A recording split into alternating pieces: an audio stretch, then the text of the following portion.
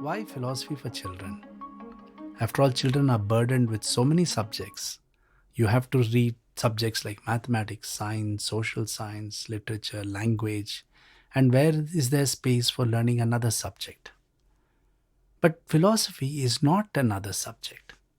Philosophy, rightly, can be called as the mother of all subjects. Much before subjects like science and maths and arts and social sciences began, what was present was philosophy as a discipline, philosophy as an idea, philosophy as something by which people understood the world and understood themselves. All subjects, in a sense, are children of mother, a mother called philosophy. So today we may not teach philosophy in schools because we are interested in just looking at all the other subjects which have come from it. But we are at a time in our world where it is necessary to go back and think about the beginning of these subjects, think about the foundations of these subjects. To do that, you have to go back to philosophy. There's another reason why philosophy is so important for children, because the basic fundamental idea of philosophy, the way of thinking philosophically, is always present in children. It is children who ask very inconvenient questions. Children who can see the world differently from that of the adults. Children who can make you say when the emperor has no clothes without hesitation. And that way of thinking and looking at the world is where philosophy comes from. And why is this way of looking at the world important for us today? It is important because through philosophy, we can actually understand these various subjects. So, what subjects do is tell you something, give you some knowledge and truth about certain aspects of the world.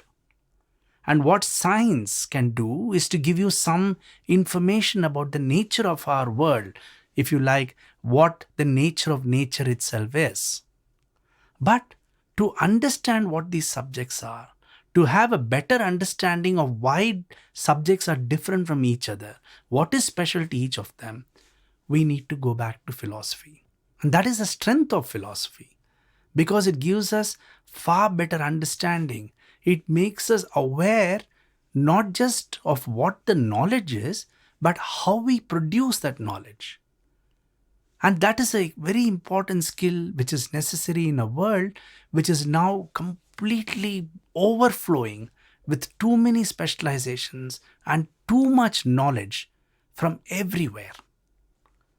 So look at this example of science.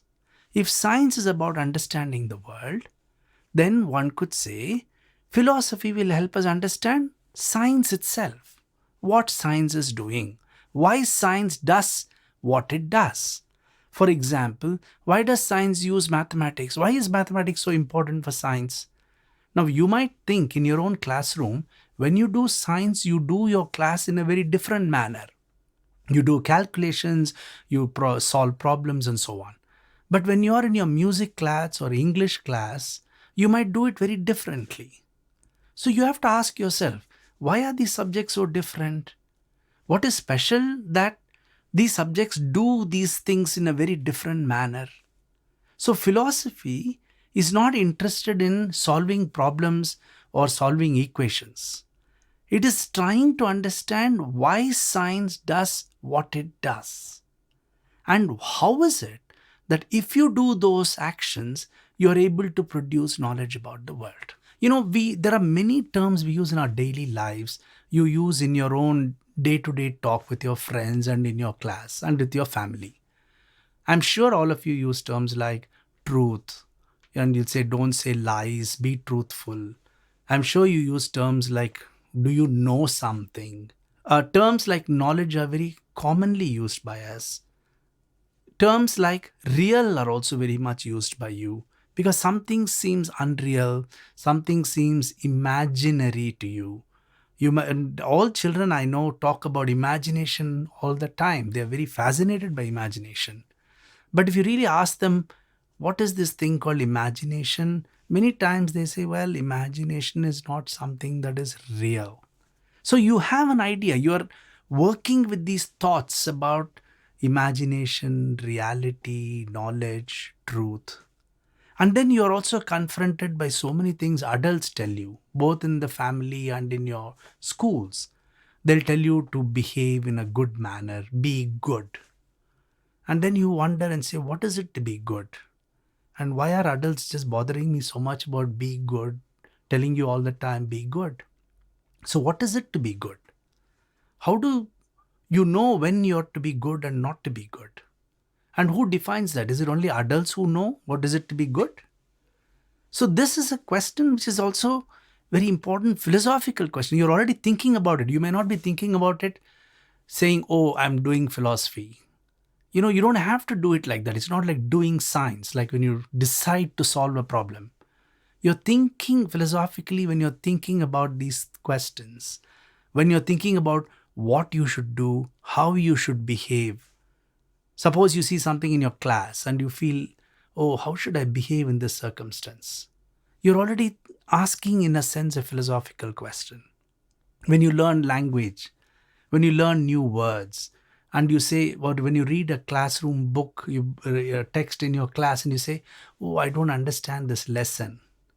Then you are asking yourself, why am I not understanding that lesson? Is it because of the words which are used in it? Or is it because there is something called an idea which is hidden inside this language? So, what is language itself? How do we understand? We use language all the time, but how do we understand the nature of language? As children, there is something else you do all the time, and that is this act of learning. So, what is it to learn then? Everybody tells you learn this, read a book. Is just reading a book learning? Or have you ever wondered, could learning be something slightly different? Like you might have read, let's say, the earth goes around the sun, it revolves around the sun. Everybody seems to be sure that the earth revolves around the sun. But I am not so sure actually, because I don't know how to understand how the earth revolves around the sun. Is there some hidden force? Is there some hidden invisible hand? Now, this is not just about telling a story. This is how the first beginnings of physics happens when Newton is asking this question. After all, the sun and the earth are not attached to each other. And Newton is thinking of an example like a stone at the end of a string. So if you take a stone at the end of a string and you keep whirling it, as you do when we play games, you can whirl it around very fast. So maybe the earth is like the stone attached to the end of the string, and the earth is going round and round the sun. And Newton actually thinks of this image. So what is it to learn? So is learning just to say the earth is going around the sun, or is learning something more? Is it about knowing why the earth goes around the sun? It's not just to know the answer. Learning is not about knowing the correct answer. That's not learning. Learning is when you can think of different answers and you are able to choose what seems to be the best answer among all these other answers. So learning is actually something which is very philosophical in nature. So when you are sitting in classroom and learning all these facts and say learning like 2 plus 2 is 4, the moment you start asking, what am I actually learning? Why is 2 and 2, if I add them, why do they give something called 4? Can I apply this knowledge to the world? Can I use this knowledge to say, well, if I take 2 apples and 2 oranges, then I will have 4? And that's not a simple point, because if I add 2 apples and 2 apples, I can get 4 apples. But if I add 2 apples and 2 oranges, I get something called 4. But that 4, you can't say it's 4 apples or 4 oranges.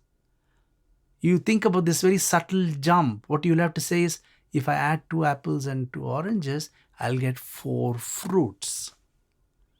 And if you don't have this concept called fruit, then 2 plus 2 is really not equal to 4 in this case. So what I would say as at the level of thinking about philosophy for children is that all these are ways by which we introduce the child, somebody who is in the class, who's learning new things, about becoming aware of themselves when they learn. So there's a lot of philosophy which is about this awareness and self awareness, becoming more careful about what you believe, how you believe something, what you accept, how you accept a particular idea, and so on. And a very important aspect of this task of philosophy, is not just to understand something about the world, which is very important, which is what science does, something about society, which is what social science does, producing new ideas in language and mathematics and so on. All these are very important. And also, for example, art, producing new art. But a central core of philosophy is also to understand the nature of who we are. After all, it's humans who are producing this knowledge about the world. It's humans who are telling you that the earth is going around the sun. It's humans who are telling you that 2 plus 2 equal to 4. So who are these humans? Why do we produce this kind of knowledge? How is it possible that we are able to do it? And I'm sure every child in us is asked this question at some time or the other. Who are we? What are we doing here? What is our role? What should I do? How should I act? How should I behave? How should I think? All these are very fundamental questions of who we are. And that question is central to philosophy.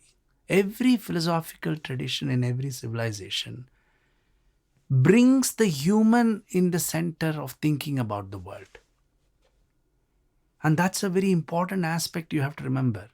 That is, philosophy as a way of thinking and of knowing includes not just the world we live in, the universe we are part of, it includes ourselves. It can include things which we cannot see. They can talk about things like God, they can talk about things like time and space. All of these become very important. And we have to remember that philosophy is not just a byproduct of one culture. Every culture, every community produces its philosophy, this way of thinking about themselves and about the world. They may be different, but they're all doing this job. So although we hear a lot about Greek philosophy and Western philosophy, which is very important now for modern disciplines, nevertheless, it is the case that historically, that the most profound philosophy begins from Asia and Africa. And there are many different ways, many different new ideas of philosophy which come from all these different civilizations. Very rich work is done, for example, in the many different Indian philosophical schools. And as we go along in these lessons, we will look at examples from philosophy across the world to try and understand what philosophy does, rather than reduce philosophy to some content of what philosophers said. Our interest here is not that. Our interest here is to ask, why do philosophers ask these questions? Why are they even thinking like this? What makes them ask these questions? And as you can already see in this short introduction, philosophy is a lot to do with asking questions. Thus, we should remember that when we read philosophy or when we think about philosophy, it is not as important to hold on to what one philosopher said or what somebody else said. It's more important that you understand why are they asking those questions first of all, and how do they come to those answers. So in conclusion, we could say that philosophy is a particular way of approaching a self-awareness of what you study and learn, of how you behave with others, what makes you do the kind of things that you do, how you think, what are these mechanisms of thinking which happens within you, what kinds of creative ideas you get and why you get them, how do you observe the world, how are you empathetic with others, how do you recognize that you two are one among the teeming billions. Because that explains how you should be able to act with each other. All these are skills. All these have to be taught, just like you are taught your mathematics. And that subject and that way, that path which teaches you is what we call philosophy. The lesson you just heard was conducted by Professor Sundar Sarukkai. It is drawn from the book Philosophy for Children, Thinking, Reading and Writing by Sundar Sarukkai, published by Ektara Trust. Link to buy the book is in the video description below. This series is a production of Barefoot Philosophers, an initiative to bring philosophy to the public. For more information, visit our website at www.barefootphilosophers.com.